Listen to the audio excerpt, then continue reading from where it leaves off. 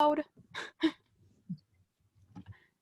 everybody. Thank you so much for coming here and watching our video, Speaking Truth to Power to Senator Toomey.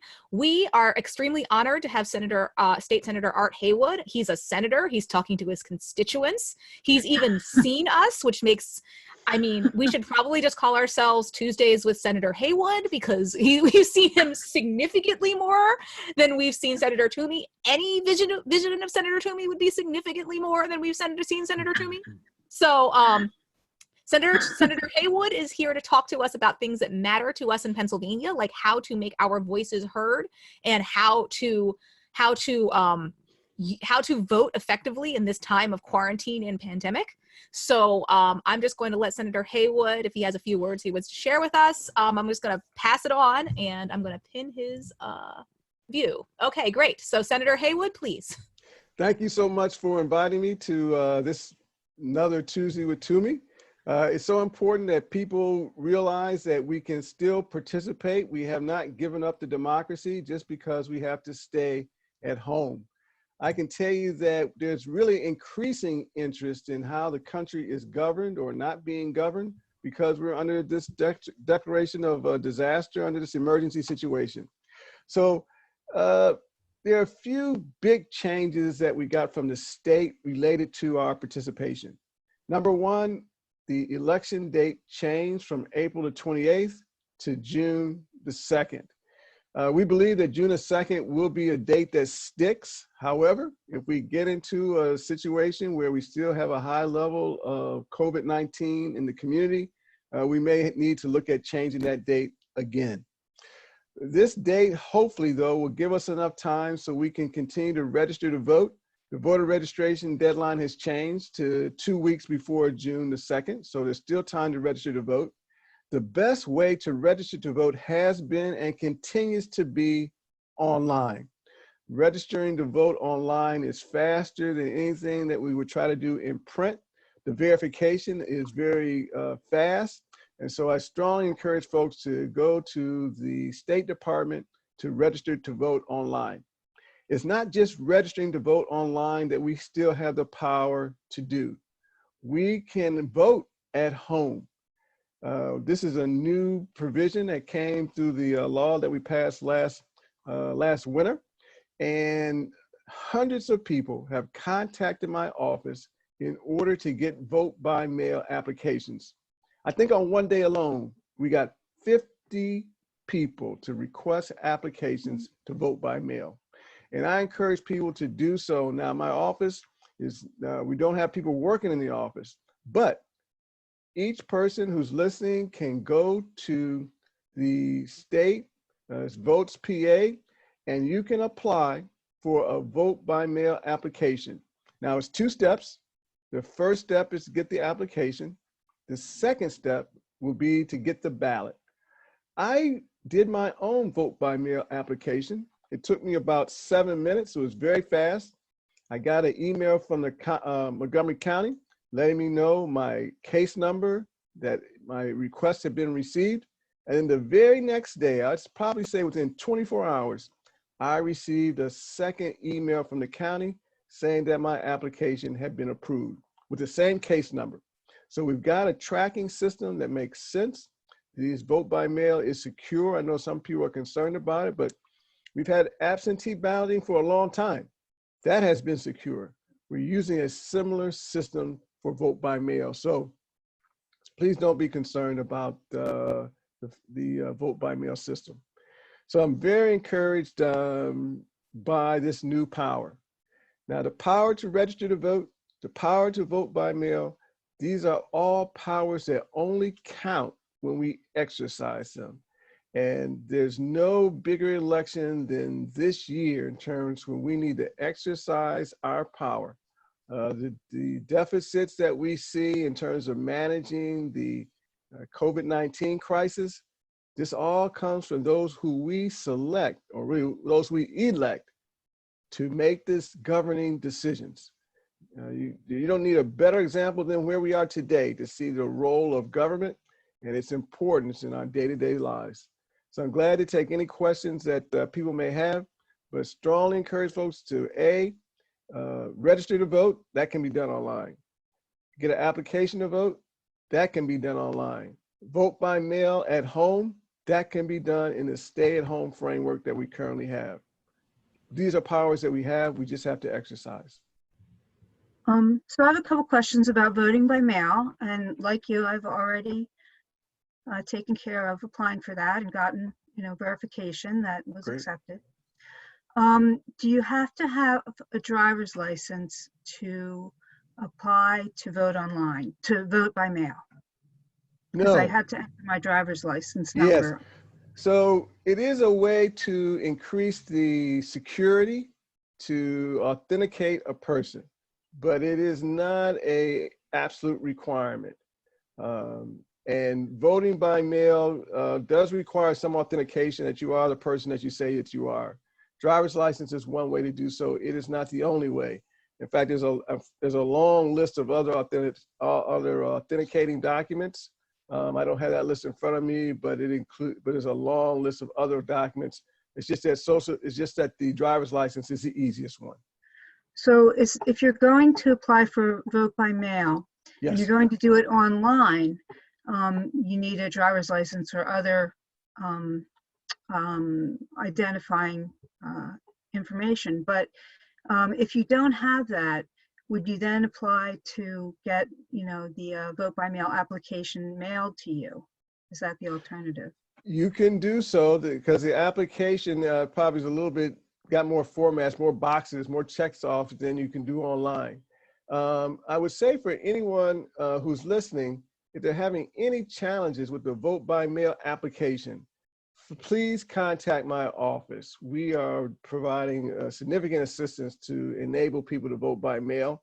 When I say please contact my office, I'll give you a phone number, 215-242-8171, 215-242-8171. Although we are not in the office, we are working, and we'll be glad to respond to any challenges that people have in terms of getting these applications submitted. So something practical, do you have to pay for postage to vote by mail? Yes, postage will not be included in the ballot, is my understanding. And postage is definitely not included in the application. So each person has to cover their own postage. Okay, and then I also understand that now you can vote early in Pennsylvania. How does that work? Yeah, so voting early is going to be a little challenging now that we have the stay-at-home order, but let me give you the framework that we had before we got the stay-at-home order. The individual who has a ballot that they have received and they've identified who it is that they want to vote for can go to the county in order to turn the ballot in. So in Montgomery County, you can fill out your ballot and take it to the county office and turn it in Norristown. Same would have been the case in Philadelphia and City Hall. However, now that we have the stay-at-home order, the delivery of ballots to the county election offices is not permitted. We got to stay at home. So the only early voting that we have now is when you vote at home by mail. But delivering your actual ballot to the county offices is not a activity that's permitted under the stay at home. However, as we look forward to November, which will be a crucial election for the nation and really for the world, this will be an opportunity for individuals to submit their ballots ahead of time.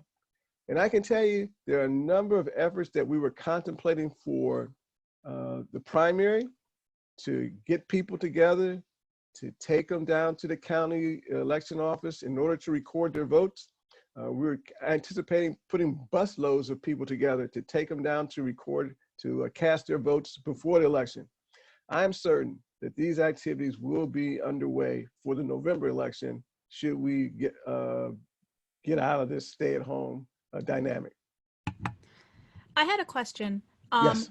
So right now, as you were saying, we are now staying at home, and that's the right thing to do. But what can we do to help encourage people to vote, to help get out the vote, since we can't be knocking on doors at this point? Like, what are some effective strategies for us to help get the vote out? So for getting the vote out, I think that's all going to be as you have said, virtual, which means social media, Zoom meetings such as this, emails, telephone town halls, and or obviously candidates who are running for office are engaged in a similar kind of activity to get the vote out. What I'm encouraging people to do is really let folks know about the importance of the election and voting through social media. For many people, social media will be one of the principal ways that they find out.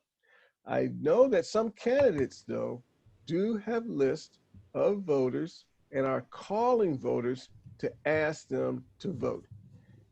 Calling people is an important way of direct contact and requesting individuals to turn out to vote.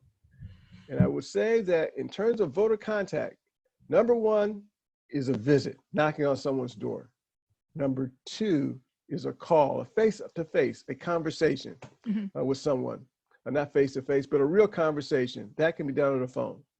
But you can have real conversations online in chat rooms and otherwise. So I strongly encourage people to use the devices, the social media that we currently have, and look at the timing of when to engage. I have found that many people don't pay attention to the election until often the weekend before or the week before. So looking at the Memorial Day time frame is having activities around Memorial Day that concentrate on voting. I think it's a good thing from a planning perspective. That's going to be we've never had an election so close to a holiday. And so this hopefully will encourage people to use that holiday to spread the word. That makes sense. Do you know of any candidates who are doing kind of what we're doing with Zoom or other sorts of video software in order to connect with constituents? I do not, but I'm sure it's going to happen because let me tell you, this is probably the fourth Zoom meeting I've been on in the last week. So I don't know how they're making any money, but Zoom is a big platform for outreach.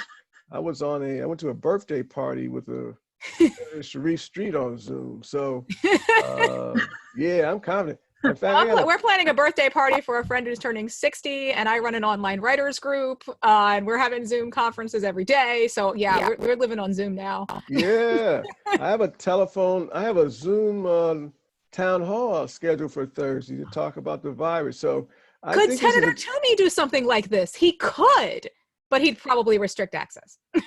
He certainly could. And one thing about Zoom that would be great for anybody who's got a statewide office like Senator Toomey is that you can have a lot of people on the line. The conversations can be mediated. So some people are on mute, some people are not on mute. And for Senator Toomey, I think this will be a tremendous opportunity for him to reach out to individuals in a way that he has not. Yes. So I agree. We should absolutely talk to Senator Toomey should consider using Zoom in the same way Senator Haywood is doing, in the same way Representative Sharif Street is doing, in the same way so many representatives who are actually representing their constituents are taking the time to talk with them in a way which is accessible to constituents. So that you can't do this. You're right. I want to even be more clear. You can't do this job without listening to people.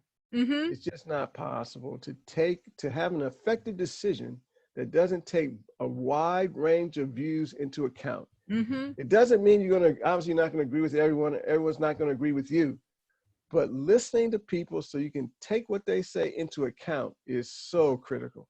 Yes.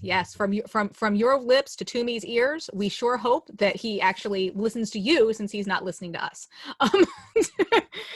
So is there anything you want us to know or remember about voting and democracy? I think you kind of touched on this a little bit, but is there anything you want us to kind of hold in our hearts about voting and democracy as we kind of move through this period?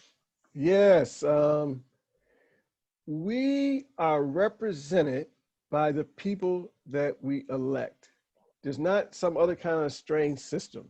And so the more we're engaged in determining who represents us, the more we'll get that outcome. I say to people consistently, at least for Harrisburg, who you send to Harrisburg determines what we get out of Harrisburg. There's no other equation for that. And so I strongly encourage people to participate, because that's the only way we will be able to move this nation in the direction in which we believe it needs to go. Yeah. My core phrase, and you may have heard it, is participation is power. Mm-hmm. Right. Yes. That is how the system Right. works. Participation is power. Yes. I mean, I think that's like a perfect place to kind of, unless there's anything else you'd like to add, that feels like a wonderful place to kind of, as we wind down our conversation. I mean, participation is power. Yeah, just thank you for being so consistent. I know this is an effort that started many years ago. You all have persevered. That perseverance counts, and Thank you. I just want to thank you. And thank you for talking with us, and thank you for going all out to represent and care for your constituents. And we've appreciated your support, and we appreciate you, and we appreciate representatives like you that actually do their jobs. So thank you. Thank you. Yes, thank you again. I'm going to end this recording unless there is anything else. Okay, great. I'm ending this recording now, and thank you again. Okay. All right, take care.